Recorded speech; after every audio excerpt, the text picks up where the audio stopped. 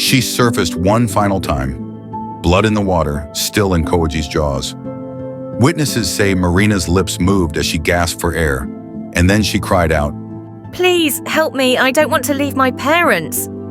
On the edge of the tank, another trainer collapsed to his knees, screaming toward the control booth. "I told you! I said the management knows about this. I called the emergency team." But by then, it was already too late. Oh. July 14th, 2019. When trust between human and apex predator breaks, the results are fatal.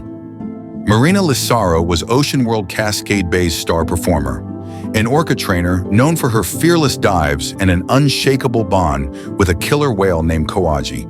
On July 14, 2019, under the bright lights of a sold-out summer show, something went wrong. In front of 217 stunned spectators, Marina's trust was shattered, and the water turned still.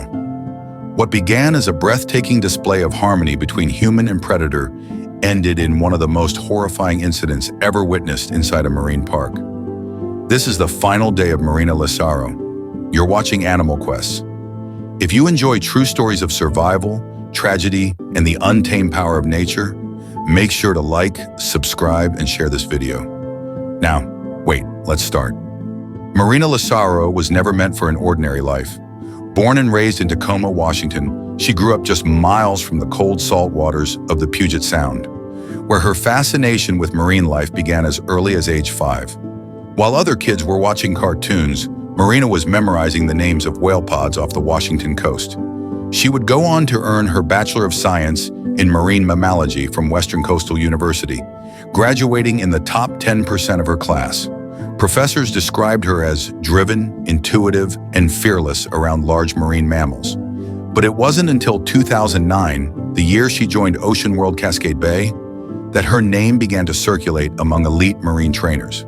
By 2016, she had been promoted to Senior Orca Handler, a position reserved for the most skilled and most trusted professionals in the field.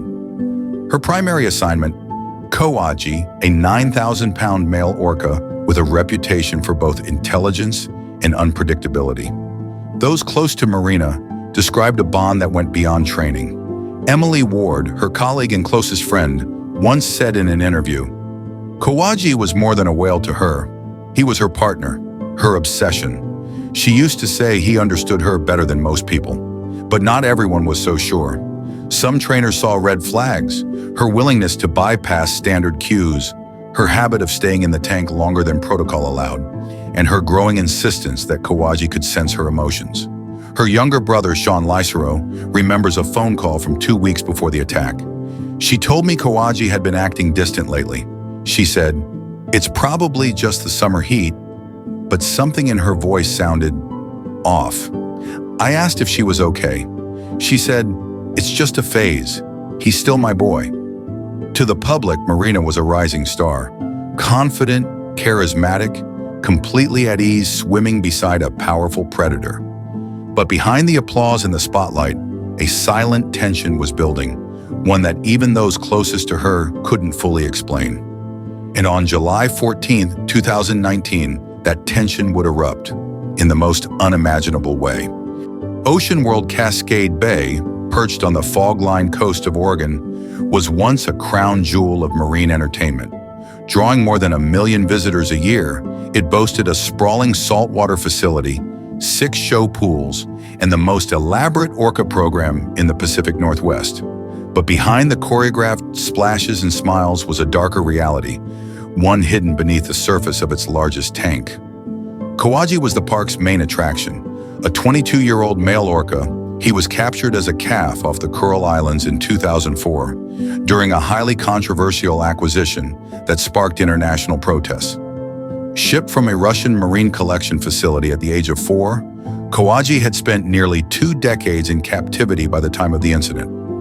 During his early years at OceanWorld, Koaji was known for his vibrant performances and seemingly gentle temperament, but those who worked closely with him began to notice patterns: unpredictable changes in behavior, long stretches of unresponsiveness, and occasional signs of agitation during training sessions.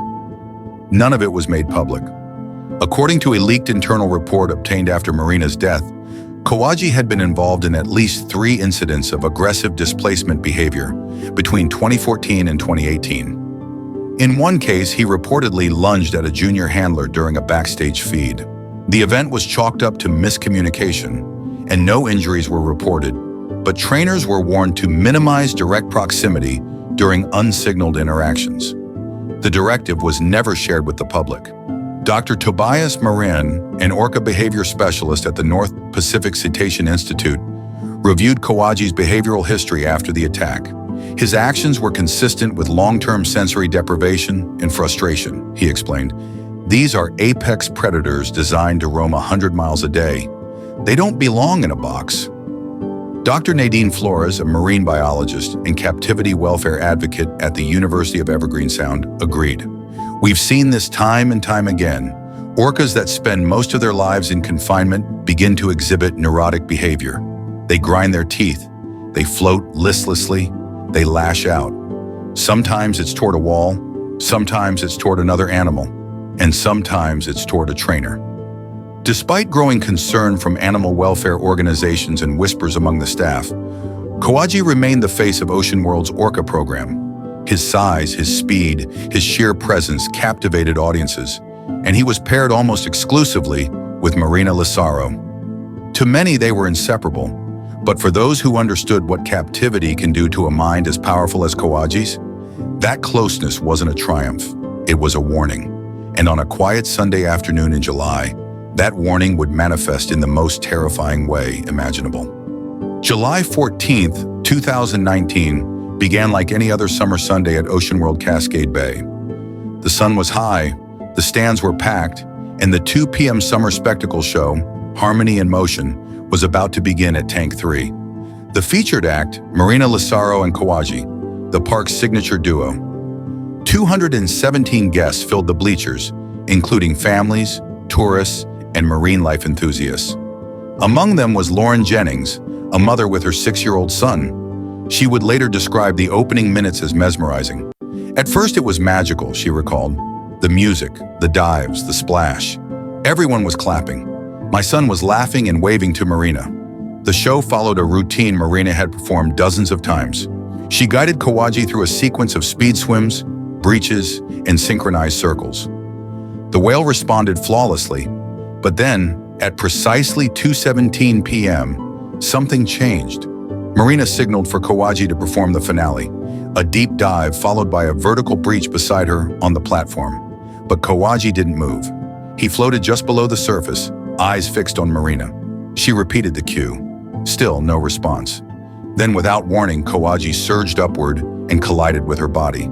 From the crowd, it looked like a misstep, until Marina disappeared beneath the surface. Anthony Veers, a veteran safety diver stationed just out of view, was already moving. He had seen Koaji act unpredictably before, but never like this. He just pulled her under like a rag doll, Veers later recounted. 1 second she was waving to the audience, and the next she was gone. Panic rippled through the crowd.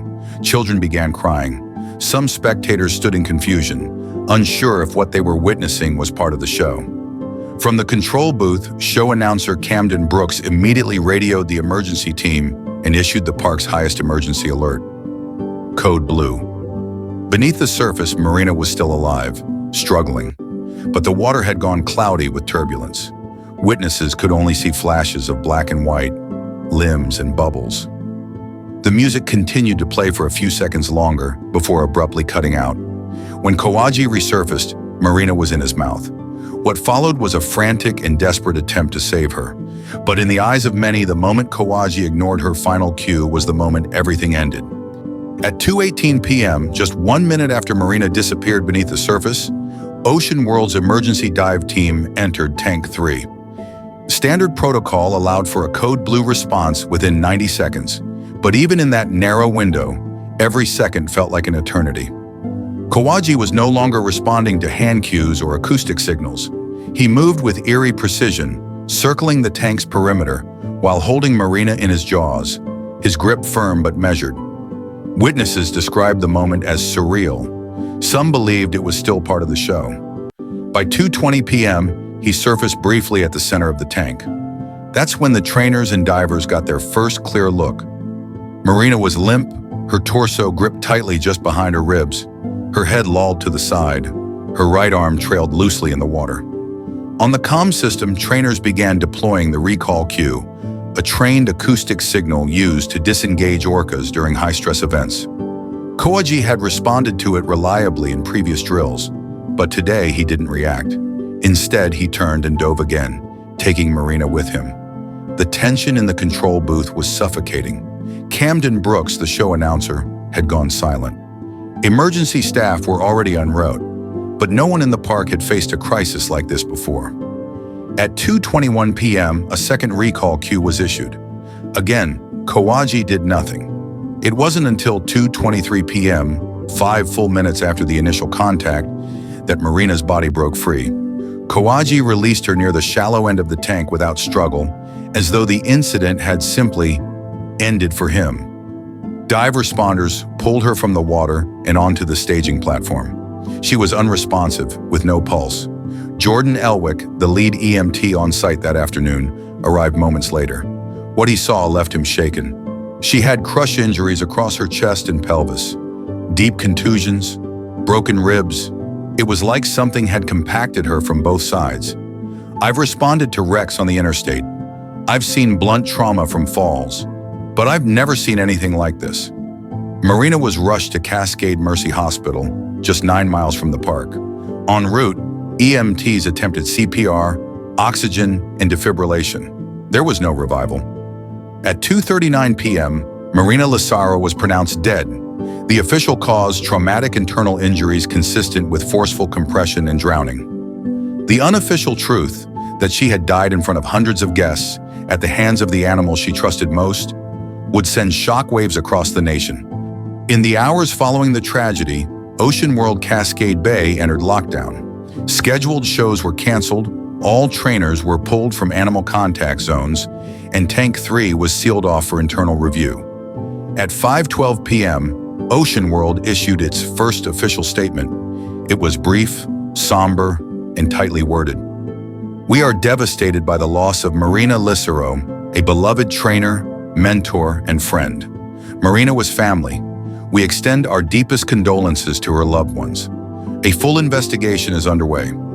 The statement was signed by Executive Director Karen Silvano. But condolences weren't enough. By morning, footage from the incident had already begun to spread. Dozens of guests had recorded fragments of the attack on their phones. Some shaky, others horrifyingly clear. Park officials scrambled to contain the leaks, but it was too late. One clip showing the moment Koaji breached beside Marina amassed over 4 million views in 24 hours. Outrage followed. Protesters gathered outside the park entrance the next day. Some held signs with Marina's name. Others carried photos of captive orcas with the words, "How many more?" Fuel was added to the fire when Brian Tanaka, a junior handler who had worked under Marina, anonymously leaked internal video from 2018. In the footage, Koaji can be seen lunging sideways at another trainer during a feeding session. The trainer stumbles backward. Alarms blare in the background. The footage, according to Tanaka, had been buried in the park's archives. Management knew, he wrote in an anonymous post. We documented Koaji's volatility. We warned them, but Marina was the only one who could calm him, and they leaned on that too hard for too long. By July 16th, just 2 days after the attack, a candlelight vigil was held at Cascade Bay Pier.